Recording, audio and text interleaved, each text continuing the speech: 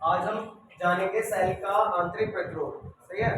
Cell के बारे में पिछले 2-3 वीडियो में बता चुका हूँ और पिछले 2-3 दिन से सेल ही समझा रहा हूँ। ठीक है। तो सेल का आंतरिक प्रतिरोध के बारे में हम पढ़ेंगे। आंतरिक प्रतिरोध क्या है? जब तार में विद्युत बहती है तो उसमें प्रतिरोध लगता है आर। आर बराबर क्या होता है? V upon I. ठीक है। तो जैसे तार प्रतिरोध क्या होता है?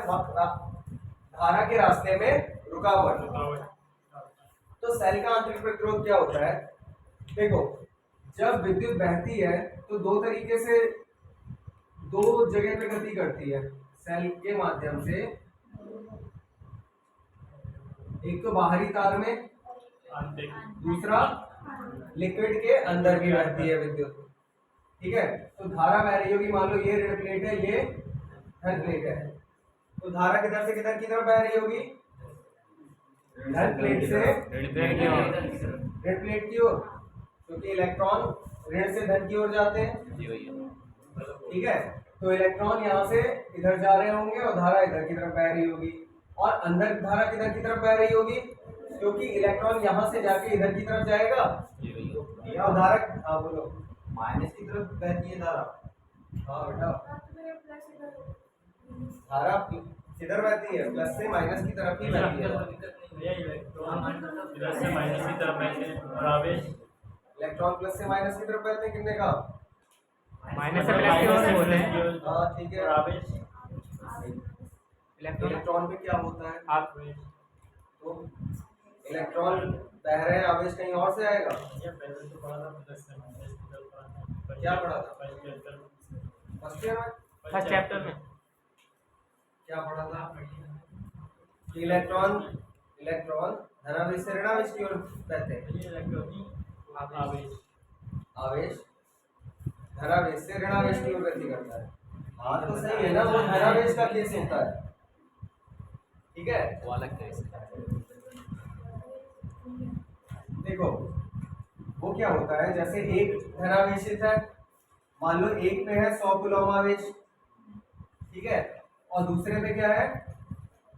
प्लस 20 कूलम आवेश। अब इन दोनों बिंदुओं को आपस में मिला दिया, ये दो बिंदु हैं, इन दोनों बिंदुओं को मिला दिया तो प्लस से कम की ओर जाने लगेगा ताकि बराबर हो जाए। ठीक है। तब गति कौन कर रहा होता है? धनावेश गति कर रहा होता है। लेकिन जब यहाँ पे इलेक्ट्रॉन गति कर रहे हैं तो क्या हो रहा है? अब वो भी तो वही चीज है। जब इलेक्ट्रॉन ऋणावेश से इधर की ओर जाएंगे तो इधर क्या होगा? धनावेश कम होगा। हाँ ठीक है। और इधर धनावेश बढ़ेगा। समझ में आ रही है बात? एक ही बात है ना। इलेक्ट्रॉन अगर इधर की तरफ जाएंगे तो इधर धनावेशित होती जाएगी ये साइड धीरे धीरे, और ये साइड कौन सा क्या होती जाएगी? कम धनावेशित। तो फिलहाल जो धनावेश है वो प्लस से माइनस की ओर बहता है, प्लस से माइनस की ओर, या उच्च आवेश से निम्न आवेश। हाँ, ऊंचे आवेश से कम आवेश की ओर। लेकिन इलेक्ट्रॉन की तो प्रवृत्ति ही यही है, नेचर ही यही है कि वो धनावेश की ओर दौड़ेगा। तो यहाँ से जो इलेक्ट्रॉन होंगे वो किधर की तरफ जाएंगे? धनावेश की तरफ। और धारा किधर से किधर की ओर बहेगी? धन प्लेट से ऋण प्लेट की ओर। किधर से किधर की तरफ धारा बह रही है? धन प्लेट से ऋण प्लेट की ओर। लेकिन अंदर जब ये इलेक्ट्रॉन जाता है तो धनावेश वाली प्लेट से निकल कर कहाँ पहुंचता है? ऋण वाली प्लेट पर। ठीक है। ये रासायनिक अभिक्रिया के द्वारा पहुंचता है यहाँ से यहाँ पे। ठीक है। रासायनिक अभिक्रिया द्वारा पहुंचाया जाता है। तो जब इलेक्ट्रॉन इधर की तरफ गति कर रहा है तो धारा किधर की तरफ बहेगी? ऋण प्लेट से धन प्लेट की ओर। तो ऋण प्लेट से जैसे तार में धारा बह रही है धन प्लेट से ऋण प्लेट की ओर, उसी तरीके से जो लिक्विड है, वैद्युत अपघट्य है, ये क्या होता है? वैद्युत अपघट्य। क्या होता है ये? अपघट्य, वैद्युत। उसी तरीके से अंदर भी धारा बह रही है, जो वैद्युत अपघट्य है उसके अंदर भी धारा बह रही है, और उसकी दिशा कैसी है? ऋण प्लेट से धन प्लेट की है। ठीक है।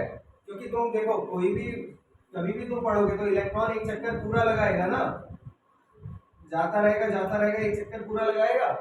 तो जब यहाँ से अगर चक्कर पूरा लगा रहा है तो तुम ऑब्वियसली ये समझ सकते हो कि धन प्लेट से चल के फिर ऋण प्लेट पे जाएगा। तो धन प्लेट से जब ऋण प्लेट पे जाएगा तो उसके अपोजिट डायरेक्शन में धारा बहेगी लिक्विड के अंदर। तो जब ये धारा लिक्विड के अंदर बह रही होती है तो लिक्विड क्या करता है? इसे रोकने का प्रयास करता है कि ये ना बहे। ठीक है। तो यानी कि एक प्रतिरोध लगाता है, वो कहाँ लग रहा है? सेल के अंदर लग रहा है ना। कहाँ लग रहा है? सेल के अंदर। ये तो बाहर वाला प्रतिरोध है, बाहरी प्रतिरोध हो गया, सेल के बाहर है ये प्रतिरोध कहाँ लग रहा है? ये धारा जब बह रही है तो इसके मार्ग में एक प्रतिरोध सेल का वैद्युत अपघट्य लगाता है, जो अंदर लिक्विड है वो एक प्रतिरोध लगाता है, और वो प्रतिरोध कहाँ पे लग रहा है? सेल के अंदर। तो उसे क्या कहा जाएगा फिर? आंतरिक प्रतिरोध। तो आंतरिक प्रतिरोध समझ में आ गया। जिस तरीके से धारा के मार्ग में प्रतिरोध लगाता है, ठीक उसी तरीके से अंदर का लिक्विड भी धारा के मार्ग में प्रतिरोध लगाता है। ठीक है, तो सेल के अंदर का लिक्विड जो प्रतिरोध लगाता है उसे क्या कहा जाता है? आंतरिक प्रतिरोध। और तार का प्रतिरोध तो बाहरी प्रतिरोध होता ही है, सर्किट का प्रतिरोध होता है। ठीक है, तो सेल का आंतरिक प्रतिरोध क्या होगा? लिक्विड जो प्रतिरोध लगाएगा धारा के मार्ग में, अंदर का वैद्युत अपघट्य जो प्रतिरोध लगाएगा उसे क्या कहा जाएगा? आंतरिक प्रतिरोध। चलो ठीक है, आप नोट करो।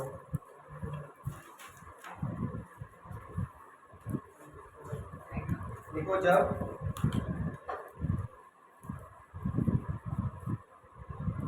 किसी सेल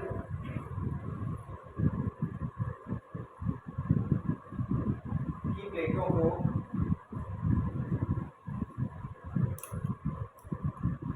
तार द्वारा जोड़ते हैं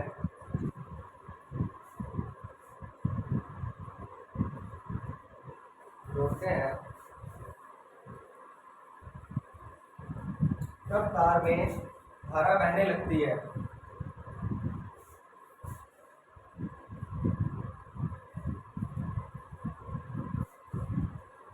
बस साथ ही साथ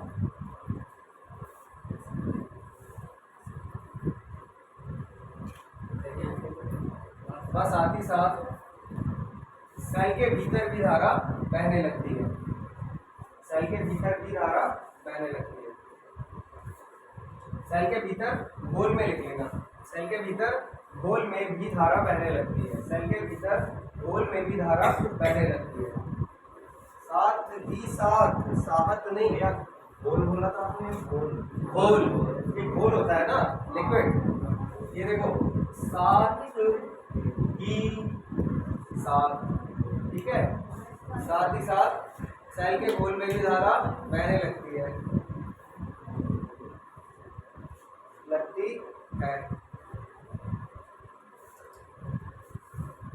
ठीक है, जिस प्रकार तार धारा के मार्ग में एक प्रतिरोध लगाता है, जिस प्रकार तार धारा के मार्ग में एक प्रतिरोध लगाता है, धारा के मार्ग में एक प्रतिरोध लगाता है, उसी प्रकार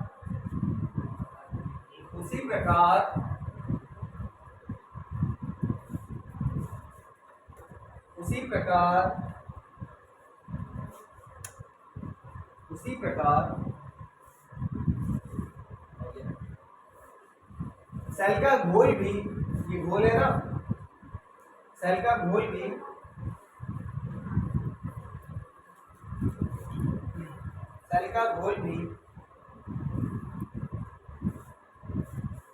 धारा के मार्ग में, सेल का घोल भी धारा के मार्ग में प्रतिरोध लगाता है। घोल भी धारा के मार्ग में प्रतिरोध लगाता है। ठीक है, घोल द्वारा लगाए गए प्रतिरोध को ही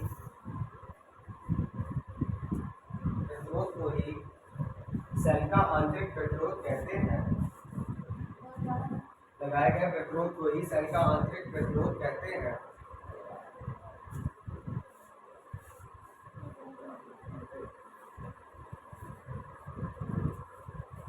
ठीक है, नेक्स्ट, इसी में नेक्स्ट लाइन से लिखना, आंतरिक प्रतिरोध की निर्भरता, आंतरिक प्रतिरोध की निर्भरता, आंतरिक हेडिंग नहीं है ये, आंतरिक प्रतिरोध की निर्भरता इस तरीके से लिख के एक डैश लगा देना और बाकी पॉइंट में चलेगा। ठीक है, आंतरिक प्रतिरोध की निर्भरता, इसका मतलब यह है आंतरिक प्रतिरोध किन किन बातों पर निर्भर करता है।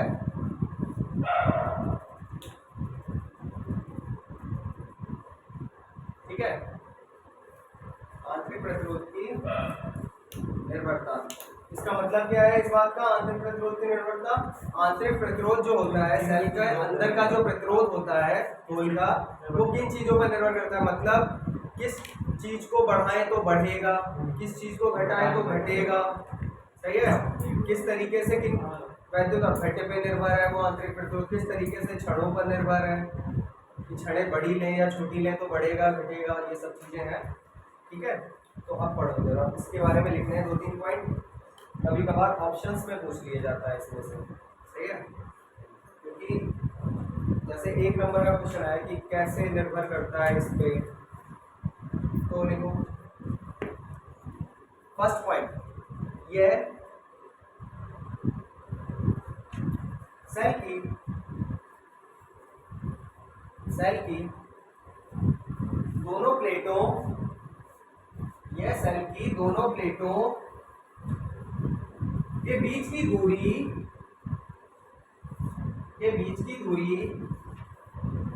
के अनुक्रमानुपाती होता है।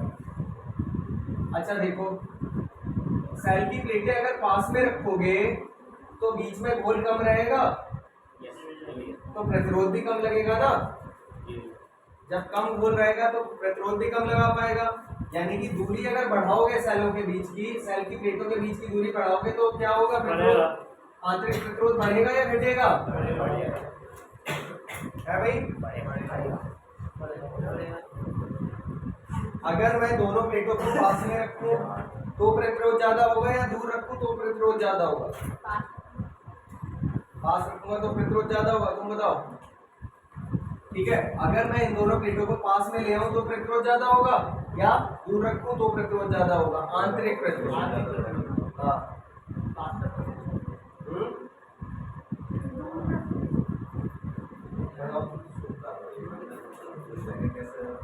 अंशिका बताओ, दोनों प्लेटों को पास में रखूं तो प्रतिरोध ज्यादा होगा? ये तो है नहीं वैसे, अभी तो दूर कर रखा है और ये लिक्विड भरा हुआ है दोनों के बीच में।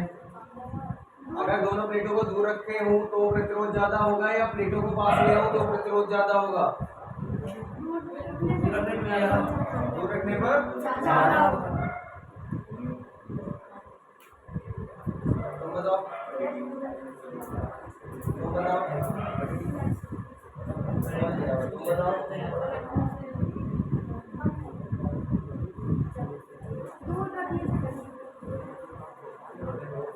देखो एक चीज है, प्रतिरोध मीन्स क्या होता है? रुकावट। ये रुकावट कौन लगा रहा है? घोल। तो धारा जब आ रही है इधर से इधर की तरफ जा रही है धारा, तो अगर उसे घोल ज्यादा मिलेगा तो रुकावट भी ज्यादा होगी। इधर से इधर जा रही है धारा जब, तो अगर उसके मार्ग में घोल ज्यादा होगा तो रुकावट ज्यादा आएगी। तो इसका मतलब क्या है? दूरी बढ़ाओगे तो घोल बढ़ता जाएगा, घोल बढ़ेगा तो रुकावट भी ज्यादा होगी, यानी कि प्रतिरोध भी बढ़ जाएगा।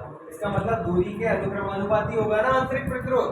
पहला पॉइंट यही है ना कि आंतरिक प्रतिरोध दूरी, प्लेटों के बीच की दूरी के अनुक्रमानुपाती होता है। नेक्स्ट पॉइंट,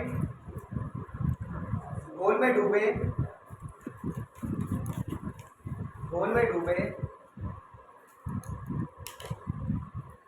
प्लेटों के क्षेत्रफल के व्युत्क्रमानुपाती होता है।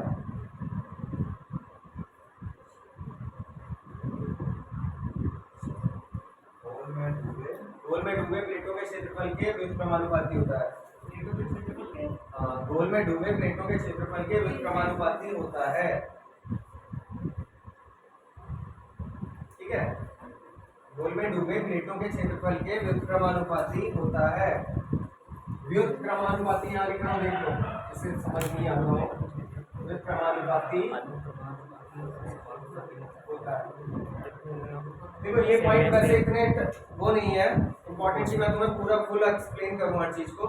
ये तुम्हें ऐसे भी याद रखना है, जितना ज्यादा क्षेत्रफल अंदर रहेगा उतना ज्यादा आयनन होगा प्लेट के ऊपर। सही है, उतना ज्यादा आयनन होगा तो उतनी ज्यादा प्रभावी धारा बहेगी, आवेश उतना ज्यादा होगा ना। जब धारा प्रभावी होगी तो इसका मतलब प्रतिरोध क्या हो जाएगा? कम। तो जितना ज्यादा क्षेत्रफल तुम प्लेटों को द्रव में डुबा दोगे, प्रतिरोध का मान उतना ही कम हो जाएगा। तो आंतरिक प्रतिरोध उतना ही घट जाता है जितना ज्यादा तुम क्षेत्रफल, जितना ज्यादा पेटों का क्षेत्रफल अंदर डुबाते हैं। समझ में आई बात? ये इस टाइप से भी तो हो सकता है प्लेट की जैसे मोटाई बढ़ जाए तो भी तो इसकी दूरी कम होगी। वो चीज सही है, लेकिन मोटाई नहीं बढ़ेगी ना इससे। आप एक प्लेट आधी डुबा रखी है, हाँ कहने का मतलब तुम्हारा सही है कि क्षेत्रफल बढ़ा दोगे, लेकिन यहाँ कहने का सेंस क्या है कि मान लो तुमने प्लेट को आधा डुबो रखा है तो कम क्षेत्रफल डूबा हुआ है, ज्यादा डुबो दोगे तो आंतरिक प्रतिरोध घट जाएगा। आयनन उतना ज्यादा हो जाएगा ना अंदर, जब आयनन हो जाएगा तो प्रतिरोध कम हो जाएगा घोल का। ठीक है, कहने का मतलब ये है डूबा हुआ हिस्सा ज्यादा करोगे अगर, जैसे कम मान लो इतनी प्लेट डुबोई है तो प्रतिरोध ज्यादा होगा, ज्यादा डुबो दी तो प्रतिरोध घटता जाएगा। कहने का मतलब ये है, सही है। नेक्स्ट पॉइंट, अच्छा वैद्युत अपघट्य ज्यादा गाढ़ा लूंगा तो प्रतिरोध बढ़ेगा या घटेगा? बढ़ेगा। प्रतिरोध बढ़ेगा या घटेगा? तो यानी कि सांद्रता बढ़ाओगे तो प्रतिरोध बढ़ेगा। देखो नेक्स्ट पॉइंट, वैद्युत अपघट्य की सांद्रता बढ़ने पर बढ़ता है।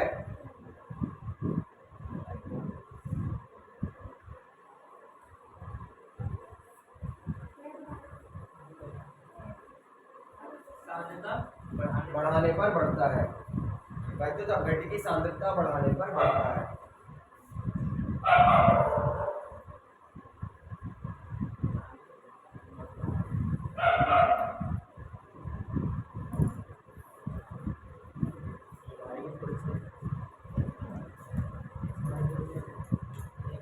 ठीक है,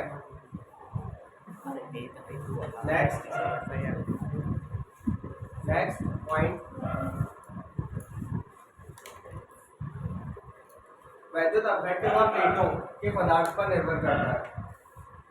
वैद्युत अपघट्य व प्लेटों के पदार्थ पर निर्भर करता है। वैद्युत अपघट्य व पदार्थ व प्लेटों के पदार्थ पर निर्भर करता है। ठीक है, ये तुम्हें रटने नहीं है सारे पॉइंट, ये बस तुम्हें ध्यान होने चाहिए कि कहीं ऑप्शन लगाने को आए तो लगा दो इन पे। ठीक है, वैद्युत अपघट्य व प्लेटों, प्लेटों मीन्स इलेक्ट्रोड, सही है, कंफ्यूज मत होना कहीं पे अगर वर्ड यूज प्लेट कर दिया तो इसका मतलब ये नहीं कि कुछ अलग कर दिया, इसी को इलेक्ट्रोड बोला जाता है। पदार्थ पर निर्भर करता है, इसका मतलब क्या, अगर तुमने बहुत अच्छा वैद्युत अपघट्य यूज करा है यहाँ पे जिसका आयरन बहुत अच्छा होता है, सही है, जैसे HCl है, H2SO4 है, ये बहुत अच्छा आयरन देते हैं ना, तो प्रतिरोध कम हो जाएगा। अगर तुमने धातु ऐसी यूज करी है जो आयनित हो जाती है, ऐसी छड़ यूज करी है तो प्रतिरोध कम हो जाएगा। मतलब जो पदार्थ यूज करोगे उस पर भी डिपेंड करेगा। ठीक है, और एक चीज है, कोई भी चीज अगर यूज करते रहोगे धीरे धीरे उसकी एफिशिएंसी कम होती जाती है। अगर किसी सेल को तुम यूज करोगे वो धीरे धीरे खराब हो जाता है, क्यों? प्रतिरोध धीरे धीरे बढ़ता जाता है, यानी कि जैसे जैसे उसकी कार्य क्षमता खराब होती जाएगी मतलब उसके अंदर खराबी आती जाएगी, अपघट्य खराब होता जाएगा, वैसे वैसे उसका प्रतिरोध बढ़ता जाएगा। एंड में प्रतिरोध इतना ज्यादा हो जाता है कि धारा बहती नहीं है। जब प्रतिरोध बहुत ज्यादा हो जाएगा तो धारा बहना बंद कर देगी, उस समय सेल खराब हो जाता है। समझ में आ गई बात? सर्किट खराब हो गया, वहीं पे जब धारा बहना एक जगह से भी ब्रेक हो गई अगर धारा, तुम्हें पता है कि धारा तो ऐसी है कि उसे पूरा सर्किट चाहिए बहने के लिए, अगर ये सेल है इसने कहीं से भी अगर ब्रेक कर दिया सर्किट तो फिर धारा बहना बंद।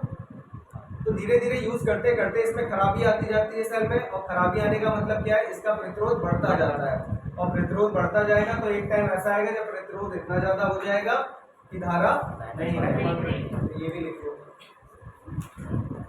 प्रयोग करते करते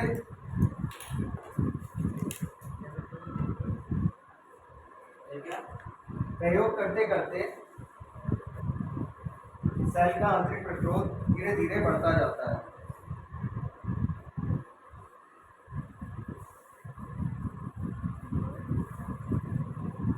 सेल का आंतरिक प्रतिरोध धीरे धीरे बढ़ता जाता है।